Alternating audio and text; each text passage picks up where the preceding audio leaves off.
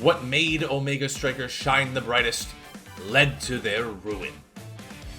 Ladies and gentlemen, Omega Strikers has now entered a phase of no new content as their team moves on to another game.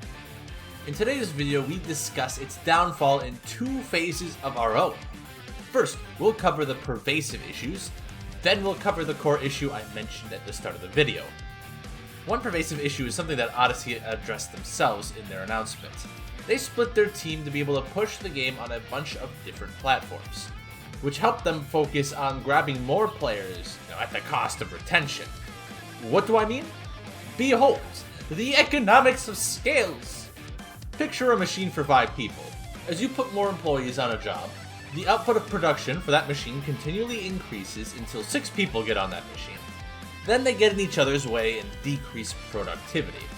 Too many people were not the issue here. The problem is they were splitting up into updating platforms in a way that made the team inefficient. Fewer new strikers, fewer new skins, fewer new maps, fewer new awakenings. These types of things keep your game relevant and increase consumer interest, demand. I call the other pervasive issue the Fall Guys dilemma. Fall Guys was very concerned about how the competitive side of the community viewed them. In doing so, they nuked the likelihood of team games appearing and took forever to add new maps. Early Fall Guys was the worst I've seen because the game targeted casual players, and that did nothing to keep them. Similarly, Omega Strikers took their game too seriously. They had enough awakenings to randomize them per game, and had maps out of rotation. Which is really weird, because we just talked about how they were trying to get as many players as they could. Their marketing campaign on Twitch was to get as many players as they could, but then they just focused on competitive players. And on that note, to have a little brainstorming fun, you're welcome to use this idea. Throw in Casual Fridays, where random modifier effects ranked spice things up for a day. Onto the core issue that killed Omega Strikers at the starting gate. Its biggest strength is its gameplay. A fast-paced game of air hockey where your team works together to score goals.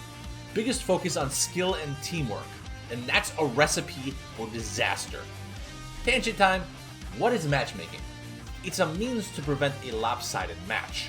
Lopsided matches aren't too fun for anyone and create a negative feedback loop where frustration with the game leads to declining demand over time. In practice, when you have 50 players on each team in a game like Isanzo, there's not a lot a single player can do to carry the game, and the law of averages is used to help balance the game. No need for matchmaking here.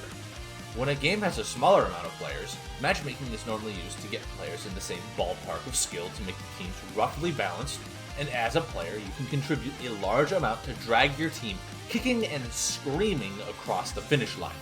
Omega Strikers' focus on teamwork makes all 3 players vital to success. The entire design philosophy is to play as a team, so a weak link is devastating. Taking our visualization, you're limited on how much you can carry alone due to the design philosophy of the game.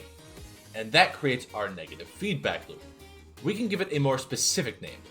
Buyer's remorse is feeling your purchase is inadequate for the price. Here's your time, which will lower your demand for the product in the future. Reducing instances of buyer's remorse is a key part of business strategy.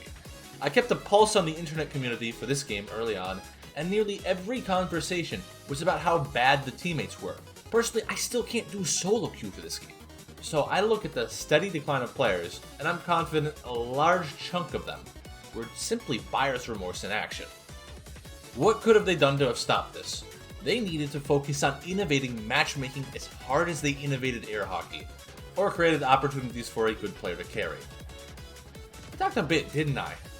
The more I wrote this, the more I realized Omega Strikers never stood a chance. But at least I enjoyed my time playing. I think that's the important part. I have high hopes for Odyssey's next game. I have been the greatest goalie main of all time, the Archduck.